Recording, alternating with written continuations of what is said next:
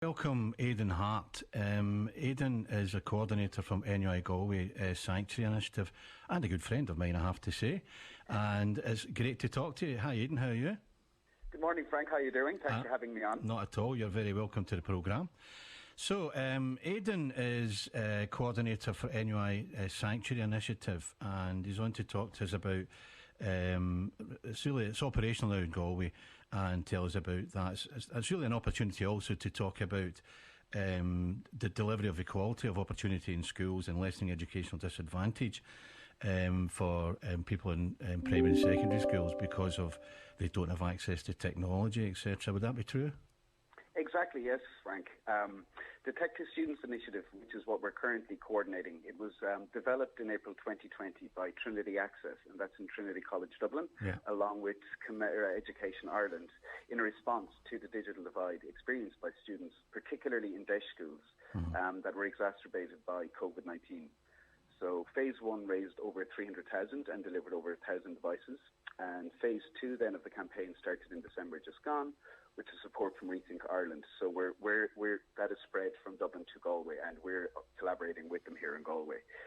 So in Galway here, we are collaborating with the NUI Galway Access Centre, the Galway Insight Institute for Data Analytics, the Galway City Partnership, and the Galway Chamber of Commerce. So there's a lot of support. Delivering. Yes. Oh, sorry, go on. No, so there's a lot of support there, people supporting the particular initiative. And I know you're a real advocate and really brought this to fruition in a lot of ways, if I remember correctly, Aidan, and well done to you. So 55% of DEIS school students, perhaps we can maybe explain to listeners what DEIS is. They might not be aware of what that is. Yeah, well, the DEIS schools, disadvantaged areas are socioeconomically disadvantaged areas with high levels of students in that category.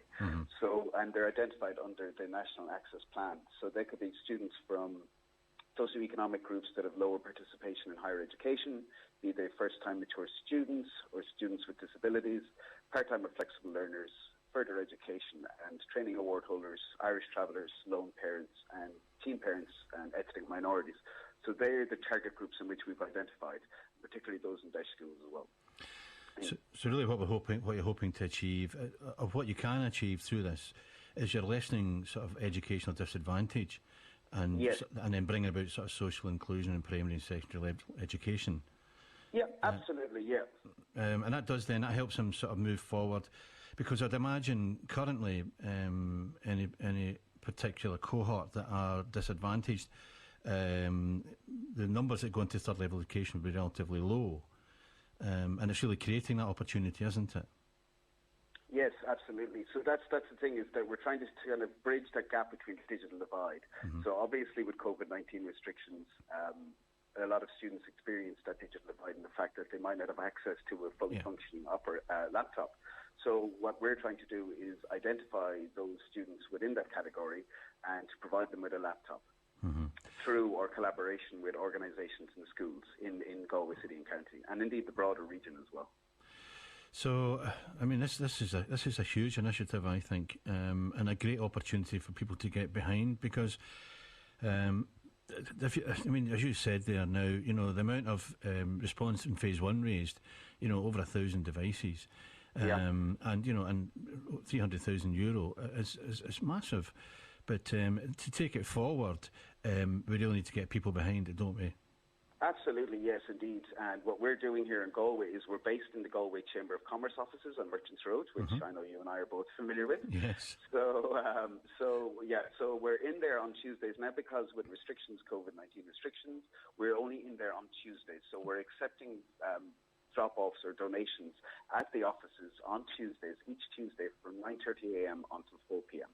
And for those individuals who may have devices or laptops who would like to donate but are outside of the 5K radius, they can email us on Tech2Students, so that's TECH, the number 2, and then students, STUDENTS, at nuigalway.ie, and we can send out then postage labels so people will be able to post their devices in pre-post.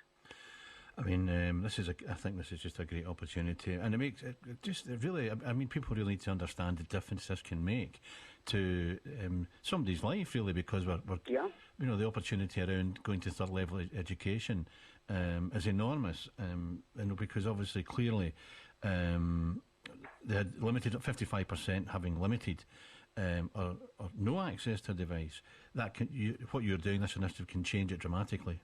Oh, absolutely. Yes, indeed. It changes benefits for the outcomes for students learning. Absolutely. And as you say, it's challenging, I suppose, with something like this, because what we're doing is we're reusing devices. It addresses technological inequalities. It promotes sustainability in the circular economy, and it promotes collaboration between organizations. As I said, there are a number of organizations involved in this. So from the university and our community partners. It's ultimately better for the planet and for individuals experiencing, as I said, those technological inequalities. Of course. So once you get the laptops, once people donate the laptops or funds to buy laptops, how do you distribute that? How does that go? What do you do from there on in? How do you identify, through the Tech2Student schools? How do you go about it? Absolutely, Frank. Yeah. So what we do is once donations are received at our base of operations in the Galway Chamber, we are using Connemara education software to wipe the hard drives to internationally certified levels. And then we have an agreement with Microsoft Windows as well to reinstall Windows, the operating system, on those. And then they're redistributed according to the targets identified. So what we have is we have a two-pronged approach. So if students are studying in schools, the schools themselves will identify the students and they'll get in touch with us and fill out our school's request form. And in that way, then the schools themselves are best placed to identify students who may be experiencing such difficulties. And then if there are students who are, say, studying further education and they're with organisations, so if somebody's with TUSLA or another organisation like TUSLA and they've identified students with technological needs, they can also fill out the form. And it's through our community partnerships that we will identify students who otherwise may go unnoticed. Yes, of course. Yeah. And I think a very good point you make there is, people... I mean, I'm talking to cyber security, and I'm talking to an expert this morning around personal data that gets leaked. And one of the key things that you said to me there is when somebody hands in a laptop, there's a lot of information. Some people might not know how to wipe a laptop or to clear that information. You said there that you use Connemara, is it Connemara? Yes, Connemara, yep. Yep, software. Maybe that's worth explaining to the benefit, what actually happens there, because people will be maybe a bit wary about handing over a laptop if they're not sure how to clear that. Absolutely. Now, I am not a techie myself, but I will explain that I will recite what I've been told is that it is the laptops, the devices are wiped to internationally certified levels. So that means that even, like normally we'd say, if, for instance, a corporate would donate, a corporation or an institution like the university might donate hard drives or might donate devices like desktops, they would normally take out the hard drives because for those very reasons, Frank, you mentioned, the security and data contained therein.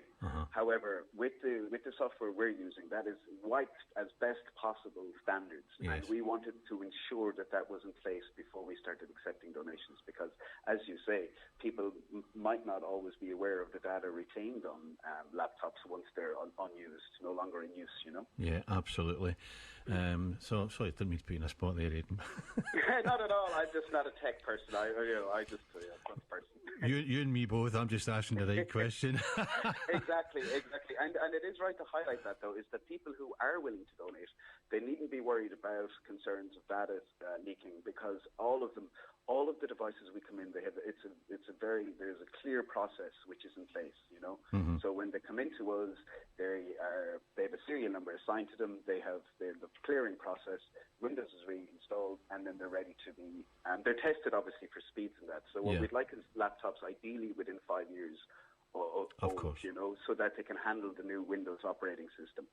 That's a good point. And then they're checked for all of those functions, like the laptop. All of the laptop keys are working in that, and then they're ready to go to the students. So we would not like to further sort of disenfranchise students by giving them laptops that might necessarily be able to cope with the Windows 10 operating system. So that's our target, is a Windows 10 operating system for the of course. laptops. Well, you don't. Yeah, I mean, they need to be fit for purpose, really, don't they? Indeed, yeah. Ideally, yes, absolutely, yeah. I think. There's a lot of work behind that. When I'm just sitting thinking here, 1,000 devices, €300,000 raised. But there's a lot of work to get that distributed and get sorted and checked and all the rest of it. There must be a few people involved, is there? Yeah, we've a lot of volunteers, particularly thankfully, from the IT sector here as well in Galway. So, like, locally, nationally, it was set up in Trinity. So there's people in Trinity in Dublin as well. And now we've our base of operations here in Galway. As I said, because of the restrictions and with numbers of volunteers allowed on the premises, we're only in there 1 day a week. So we're starting off in Galway. As I said, like last Wednesday, last Tuesday was our first Tuesday in there as a full day. So we're just up and running this week, essentially. Yeah. So, and hopefully now with a bit of publicity, you'll get a good positive response. Oh, absolutely, yeah. And individuals or organisations can donate or request. So ideally, if you're requesting a donation of a laptop, you would be identified through your school or organisation which you're studying. And if you'd like to donate, then you can. As I said, I'll give the email address again. It's TECH2, the number 2, and then students, STUDENTS @NUIGalway.ie. Excellent. Yep. So, well, I wish you every success. I'm sure it will be if you're behind it, Aidan. I think it'll go really well. Well, thank you for your confidence, Frank. Absolutely, 100%. But I would really encourage listeners to donate any money you can, or laptops. Within the last 5 years, it can take Windows 10 and, as we said, fit for purpose, because it'll be a huge opportunity to support people, our students who are currently disadvantaged in relation to the tech side of things, and give them an opportunity. So thanks a lot, Aidan, for joining me in the programme this morning. No problem at all, Frank. Thanks a million indeed yourself. Not at all. It's a pleasure to talk to you, and sure we'll catch up soon.